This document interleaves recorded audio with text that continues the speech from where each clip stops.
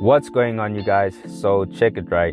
Before I get started with the vid, I first need to say that I mess with Madzie and his content, so in no way am I trying to hate on him or even disrespect him by making this vid. But we all have a difference of opinions and I'm just here to share mine. But moving along though, guys, I've got a question for you, right? Haven't we passed the stage where we have to compare A-Reece and Nasty, or I guess in Madzie's words, the one being better than the other? Like, come on, bro. We're in 2021 about to head into 2022. Yeah, we're still talking about who's better between Nasty and A-Reece. If I'm being honest, right, Madzie was reaching with some of the comparisons, and it should be a dead topic at this point in time. So let's actually go into what Madzie actually said.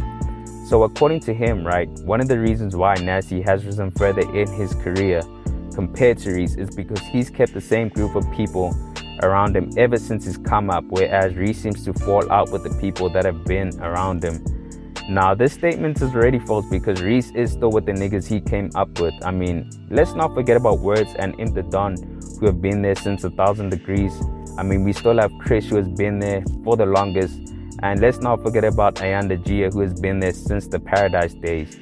So to say anybody who has been with A-Reece just isn't there anymore is false, if I'm being honest. So another point I wanted to touch on is Nasty being signed and A-Reece being independent, and how that translates into Nasty being able to build relationships and keeping them, whereas A-Reece is too paranoid to do so. So are we forgetting how many niggas A-Reece has put on despite being independent? I mean, guys, the Wrecking Crew, that's a statement in itself.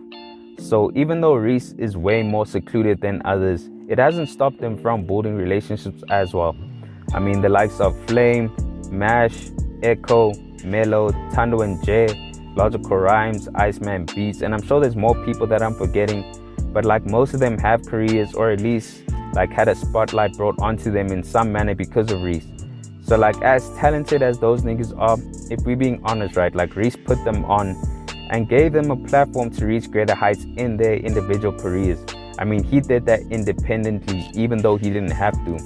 My thing is, right, some relationships end even though you may not want them to, but in the same breath, working with the same people continuously limits your sound. And granted, A-Reece is still working with the same niggas he came up with. He's also branched out recently and worked with like Bello, Salo, who is still up and coming, and has even touched base internationally with Joey Fats. So I don't understand how you can say A-Reece isn't building relationships like Nasty. So Madzie also touched on the Slimes and how they make excuses for A-Reece instead of pushing him to further his career. Now, I will admit, like, that statement is partially true in the sense that sometimes the fans do dictate, or I guess please with A-Reece and his team to make certain moves. I mean, we saw it happen recently when they wanted him to submit for the 2021 SA Hip Hop Awards, and he actually did so. But at the same time, right, I think we can all agree that A-Reece isn't the most socially interactive artist. He's not industry and he's not commercially mainstream. So if we know all of this, right, and he's made that clear to us, then why would we still insist on him moving like a mainstream artist like a Nasty or a Casper? It makes no sense in wanting him to change his character and pushing him to do more, because at the end of the day, right, that's not A-Reece, and the Slimes understand that. Madzie saying A-Reece lacks that feeling of people believing in him makes zero sense, because the nigga is the most supported artist in the country.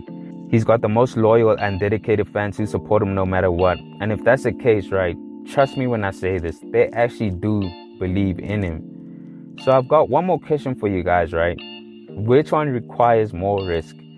Backing yourself up and pushing your career to bigger heights doing things independently whilst putting your niggas on, or having a whole label back you up, getting you deals, allowing you to meet new artists and creating new opportunities, whether it be organic or not? Now, in my opinion, you're more of a risk taker if you're doing it independently, where everything falls onto your shoulders. Whereas if you signed, a label can protect you in a sense, or relieve you from pressure that you may have if you weren't signed.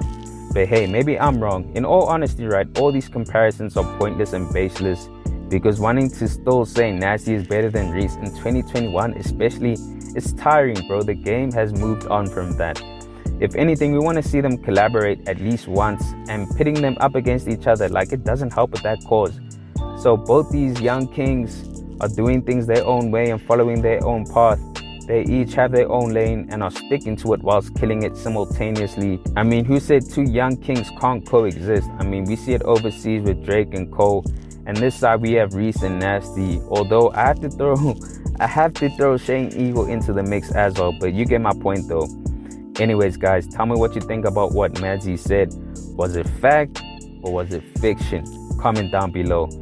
Anyways, guys, thanks for tuning in, and I hope you enjoyed. Please make sure to hit that like button if you found the content dope, and hit that subscribe button if you haven't already. Anyways, guys, it's on to the next one. Peace.